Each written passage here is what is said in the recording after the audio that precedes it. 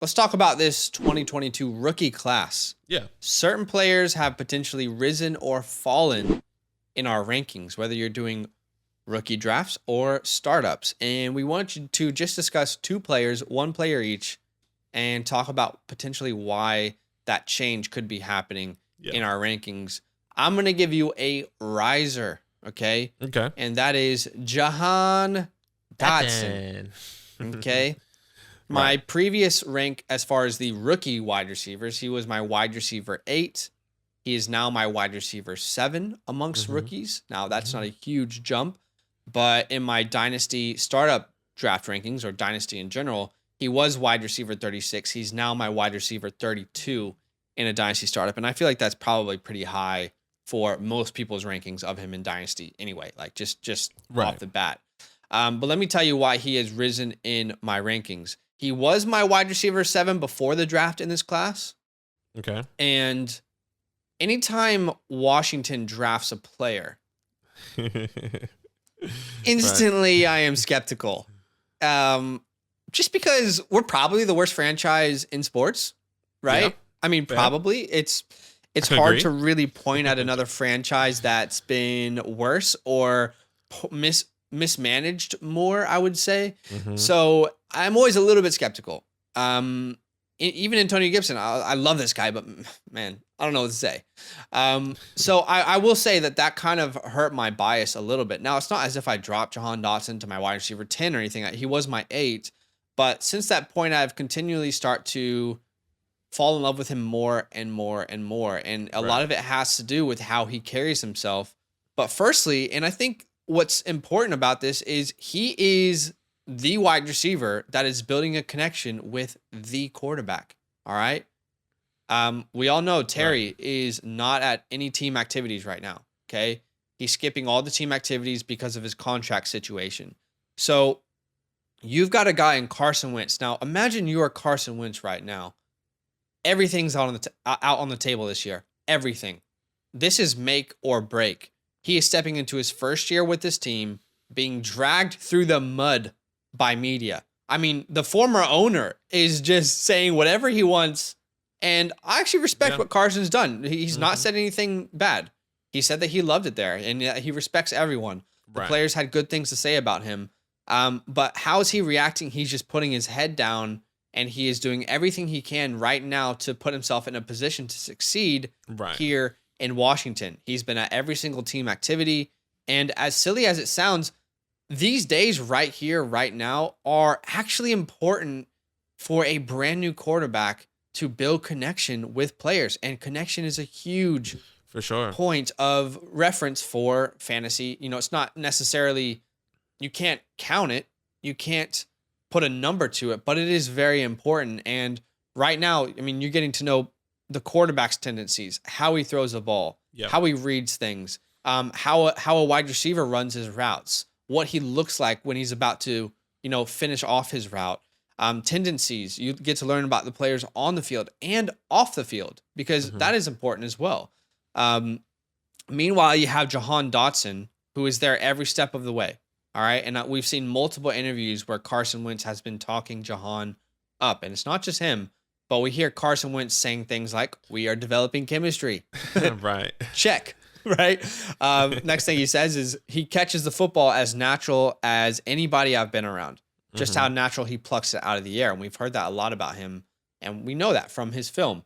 And then the last thing that I wanted to say is Carson's said, well, I have really high expectations for him as a rookie. And honestly, Jahan Dotson, watching his film, what did he constantly do for his quarterback at Penn State, Sean Clifford? He constantly made Sean Clifford better. This is the type of wide receiver that makes his quarterback better, that bails them out, who makes the highlight plays, who does the hard part so the quarterback can be helped out. And that's kind of what Carson Wentz needs right now. Yeah. He does have those plays where he scrambles out of the pocket, where it looks a little bit not routine, right? And I think Jahan is the perfect guy to be here for Carson Wentz right now. And now we're talking about him potentially is a key word, stepping into more opportunities from day dot, from year one. We don't know what's going on with Terry McLaurin. No. Ron Rivera says he's not leaving. All right. Stop asking about it. Nick Saban, right? But Terry is confusingly liking tweets about being on the Colts. He grew up in Indy. He was a Colts fan growing up. Oh boy. He followed Pat McAfee. I know this is kind of lame to say, but it's true. He followed Pat McAfee, and right after Pat McAfee talked about him coming to Indianapolis on his show.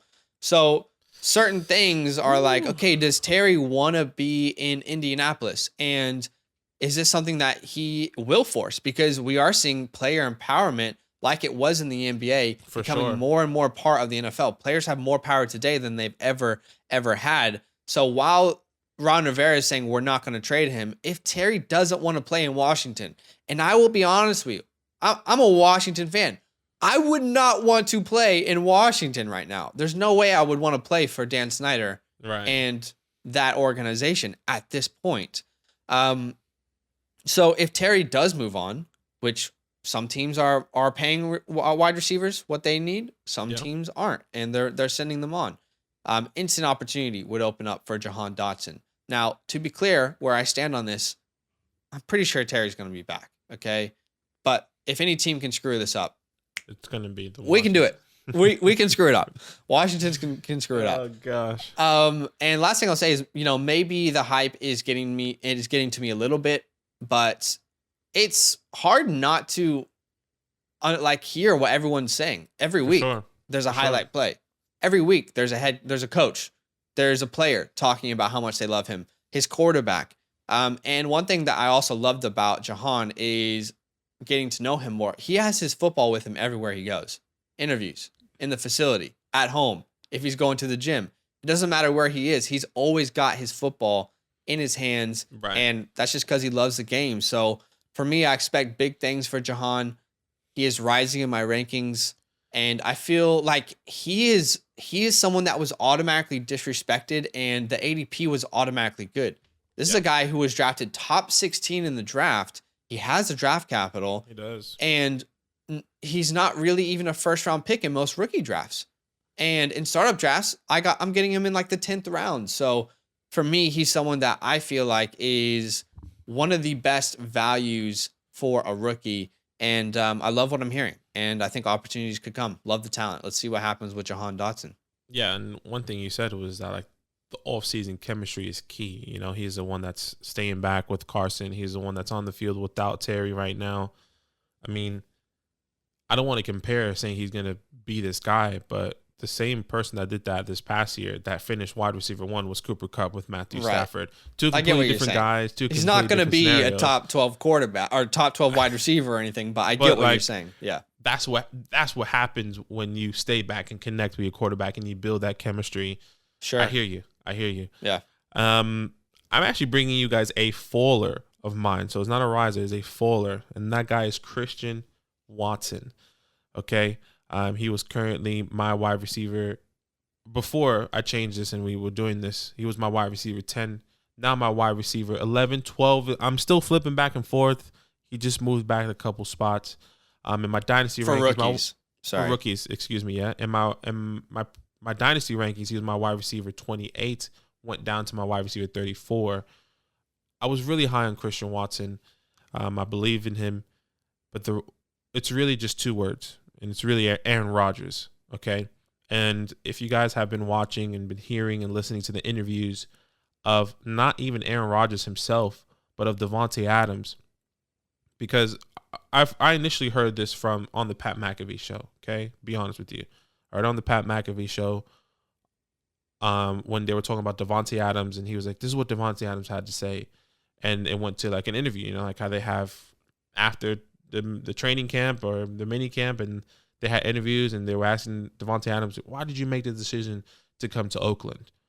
And he goes, "Well, I want to build a legacy." And I have, this is kind of where he went to college, went to school, maybe where he grew up. And second, he wanted to continue playing football for more than 3+ years. That right there basically just said, and he was like, I had a conversation with Aaron. And then he goes, we had a conversation with Aaron, and he goes, oh, well, we just went on the same pathway because I wanted to play football longer. That right there is a red flag. I'm not saying Aaron Rodgers is not going to play for 3 years or 2 years, whatever the case, whatever his contract looks like right now. I'm saying I want to avoid the whole Christian Watson, they finally got a wide receiver for the Green Bay Packers. Next year, Aaron Rodgers retires. I'm not about it.